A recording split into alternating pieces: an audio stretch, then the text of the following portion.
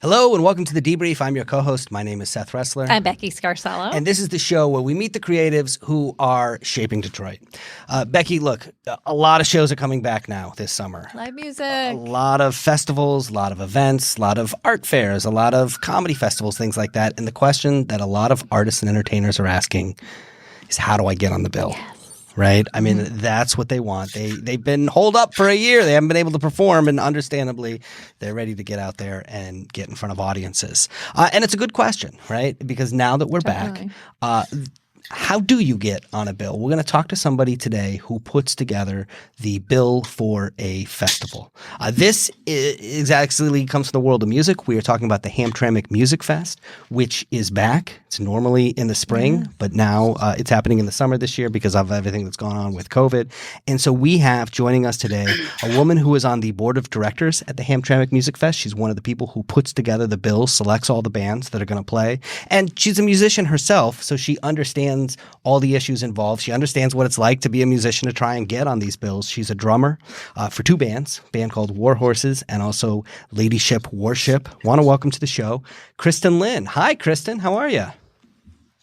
Hey, I'm great. How are you? Good, good. So Thanks for having me. Yes, absolutely. So for anybody that hasn't been to the Hamtramck Music Fest, give us a flavor and description of it. Oh, the Hamtramck Music Fest is the largest local music fest of its kind. We put together a weekend. Usually it's the first weekend of March, or it was right around there. And because of COVID, we had to postpone last. So we finally got the green light and we decided to put the fest out for the summer. This is our first summer edition, but it's a weekend. Thursday is always our opening night, and then Friday and Saturday. This year it's August 5th through 8th. And it basically celebrates the diverse music community that we have. There's local bands from all around Metro Detroit and even beyond. We kind of go through Michigan. But there's this year there's going to be 18, I think, venues and counting. So you get a wristband, it's $15, and all proceeds go to support the Hamtramck Public Schools Music and Arts Program. But that wristband gets you access to all of those venues. There's some afternoon shows, a lot of night shows that, from 8 p.m. till the bar closes, and there's just bands playing all night long at each venue, different genres. It's a great way to just stumble around and discover some new music.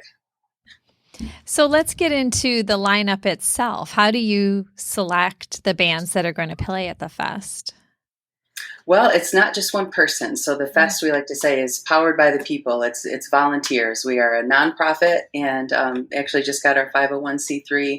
I've been helping with the fest since just about its inception.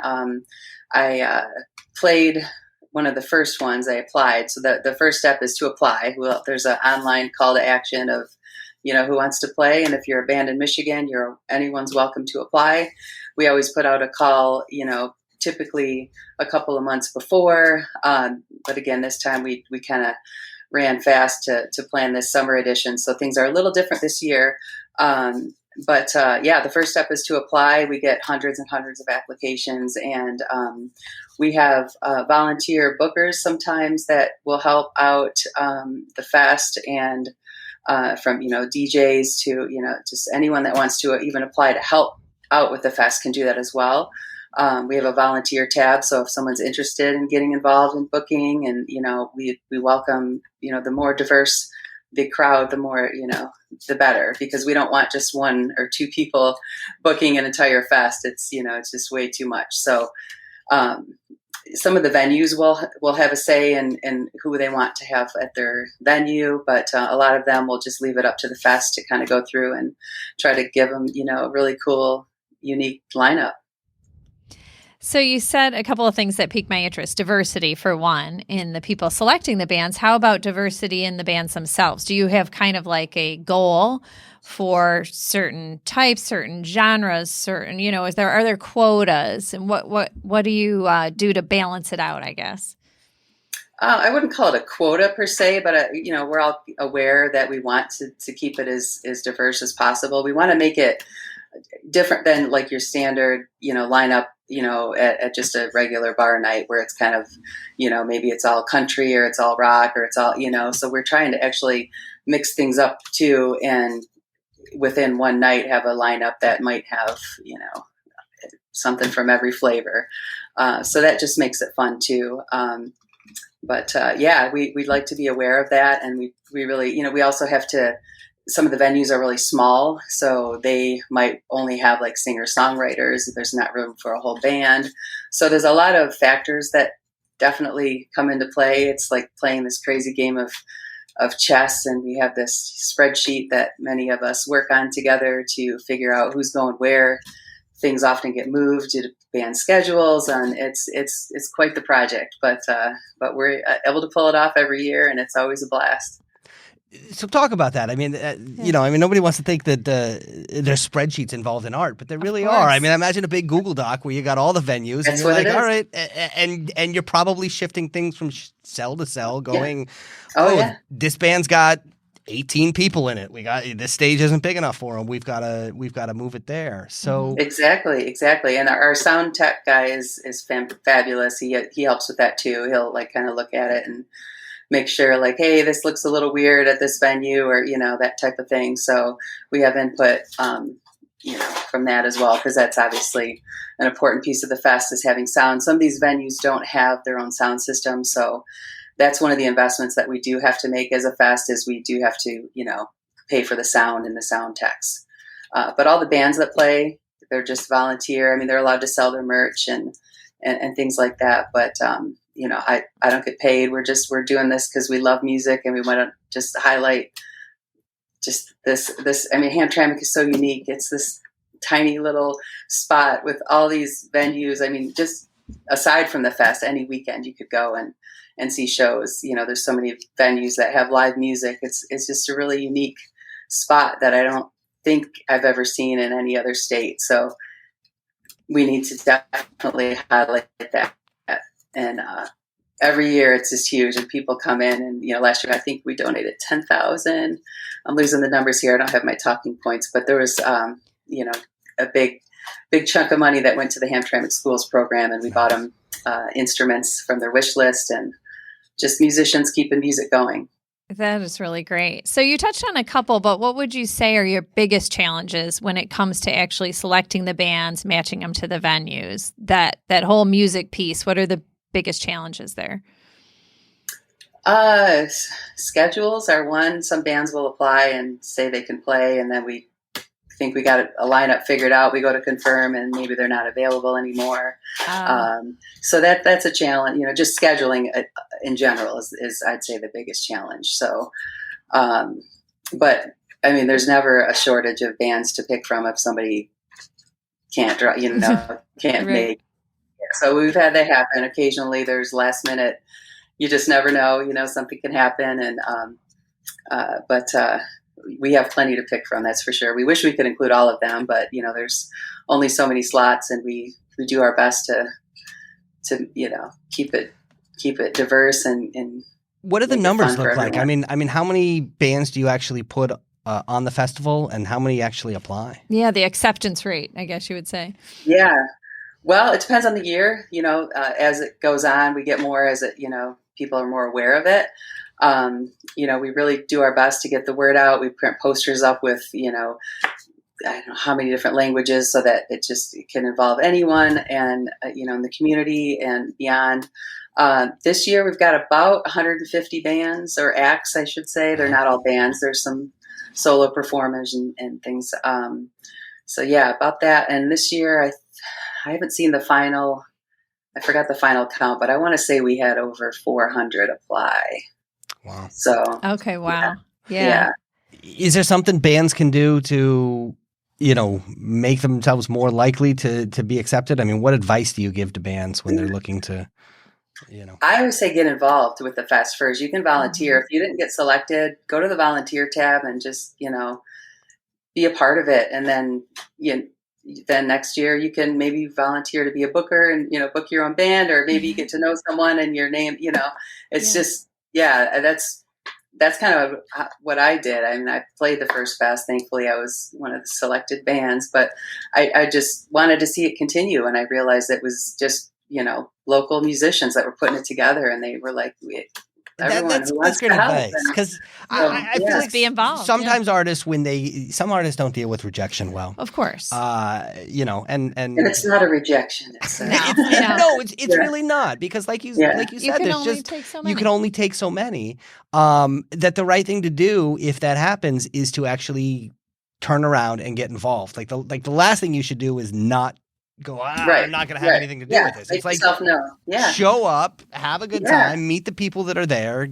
That's great advice. Yeah. It is. We need art. Definitely. Yeah. You just get involved and you get to know people, and, everyone's really welcoming, and we're always looking for new bodies to help out. It speaks highly that everyone wants to be involved, even though no one's paid. Yeah. And it's just such a great spirit and energy. So, Are you thinking about how many new bands are we going to have that haven't been here this year? Or is the reverse true, where you're thinking about, this band has played for 5 years in a row, maybe it's time to give somebody else a shot?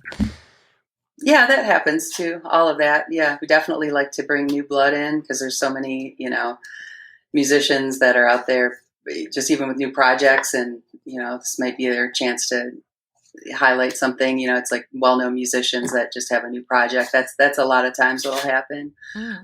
But yeah, we have our standards. There's just some great bands in this town that will play over and over again, because they can bring a crowd too. And we want to have some known names that will bring people, and but we do want a lot of new blood, so that it's a discovery. It's awesome. I always find new bands every year and get around as much as I can as well. But it's really cool. Yeah. It's a good combination. When you think about the audience, and for some reason I always think about this like the Warped Tour. I'm probably giving away my age by saying that, but I worked in radio, used to go out to the Warped Tour and broadcast all the time. And on the one hand, there were the bands that you knew by name. And then there were always there was this feeling if you just showed up to the Warped Tour, because there were also a bunch of bands that you weren't going to know. And I wonder if something like the Hamtramck Music Fest is like that, in that some people just come out, they don't know the bands, but they know it's a good what time. the event is about. It's a good time. Does that happen as well? Oh yeah. Over the years, I've definitely, we always do a little call for a survey after, ask the attendees to, hey, just fill us a quick survey, and we wish we get more response on that than we do, but we do get responses. People saying, "Hey, I've found some new bands, and this was great." And so yeah, that's exactly what we hope for. Is maybe you'll find your new favorite band. Yeah, I always find that thrilling when I go see a concert and the opening act is someone I've never heard of, and then I'm like, "Oh my gosh, I'm so glad I love them, and I want to follow them now." So I'm curious too. Did you make any changes this year, just due to the pandemic? Yeah, we did. Having it in the summer, number one, is the biggest change, which some people are welcoming, because it's, not the dead of winter when sometimes we've been snowed out. And, but one thing we haven't been able to do this year is the shuttle service. We used to have a shuttle, that would kind of take people around, and that's really cool for the winter when it's cold. But, being it's summer, there is a little bit of road construction on Kniff, though, so that might pose a little challenge. So we're going to have to note that. But so that's different. And then we also have some outdoor venues, and we have some Sunday. So I think we have 3 venues that are doing some outdoor things, and some Sunday afternoon, and the afternoon events Saturday as well. Those are all ages. Well, Kristin, we're glad you're back. I mean, yes. we really are. I mean, we're glad to be back. Yes, this is very exciting. Before we let you go, we've got one last question that we ask everybody. Here we go.